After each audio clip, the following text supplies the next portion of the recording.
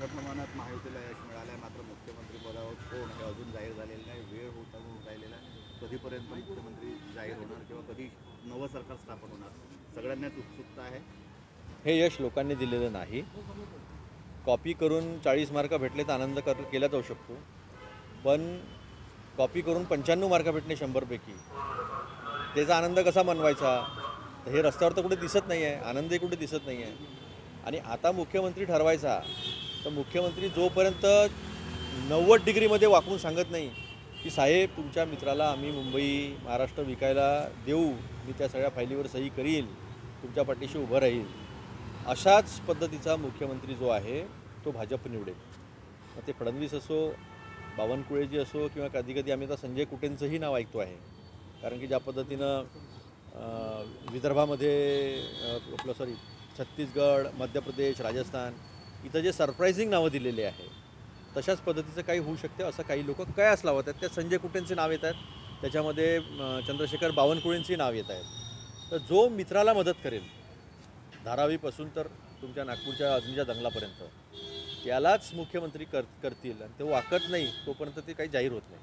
मग ते आज दुपारी वागतो, संध्याकाळी वागतो, रात्री वागतो की सकाळी वागतो उद्या, तर जो कोणी असेल तो मात्र दिल्लीच्या इशाऱ्यावर चालणारा मुख्यमंत्री असेल असं आम्हाला वाटतं. भाऊ, काल ज्या पद्धतीने एकनाथ शिंदेंना प्रेस घेऊन सांगितलं की मुख्यमंत्री बनण्यात माझी कुठली अडचण नाही, पण तुम्हाला वाटतं ही प्रेस मनातून होती की फक्त दबावातून? अहो, जे एका ईडीच्या इन्स्पेक्टरवर गुवाहाटीला गेले फोनवर, ते काय मोदीशी लढणार आहे?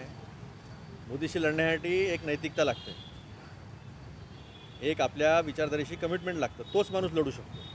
हे काय एका फोनवर गेलेले लोक आहे, पिकलेल्या फळासारखे पटापट. आम्ही तर असं पण ऐकलं की इनवर्ड आउटवर्ड पण नव्हत्या नोटिसेसच्या, नुसत्या नोटिसेसची धवस दिली तर हे लोक गुवाहाटीत गेले. हे लोक काय लढणार आहे? आणि हे लोक काय म्हणणार आहे की माझ्या चेहऱ्यावर निवडणुका लढलो तर मला द्या. तिकडनं आला असं दट्ट्या आल्याबरोबर यांनी प्रेस कॉन्फरन्स घेऊन नाही बाबा आम्ही तर तुमच्यासोबत आहे, तुम्ही जो सांगाल तो मुख्यमंत्री आम्हाला मान्य राहील.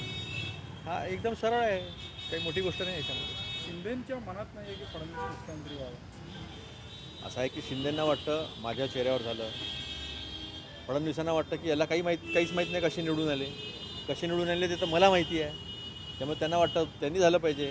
दादांना वाटतं माझ्यासारखा प्रशासकीय जाण असणारा, प्रशासनावर पकड असणारा दुसरा नेता नाही महायुतीमध्ये, मला असलं पाहिजे. पण त्यांनी पहिलेच आपलं सगळं ओळखून घेतलं, कारण फायली सगळ्या अजून बंद व्हायच्या आहे. त्याच्यामुळे त्यांनी पहिलेच सांगितलं की बाबा देवेंद्र फडणवीसांना तुम्ही मुख्यमंत्री करा. तर हे चालू आहे, मुख्यमंत्री खेळून राहिलेले आहे ते, आणि खूप दुसऱ्याला नावं ठेवतात. जेव्हा तुम्हाला एवढं मॅन्डेट आहे तर आतापर्यंत शपथविधी होऊन सरकारने कामाला लागून जायला पाहिजे नव्हतं. सोयाबीनच्या शेतकऱ्याचे प्रश्न अजूनही उपस्थित आहे, याच्यावर येऊन न राहिलेला आहे. 12% आर्द्रता असलेलं सोयाबीन घेतल्या जात नाही अशा वृत्तपत्रातल्या बातम्या आहेत. शेतकरी सांगतात आहे असं. तर हे प्रश्न तसेच राहिले. आता ह्यांचं मुख्यमंत्री खेळणं संगीत खुर्ची चालू आहे. बघूया. आम्हाला तर असंच वाटतं की जो मित्राला मोदीच्या मदत करेल तोच मुख्यमंत्री होईल.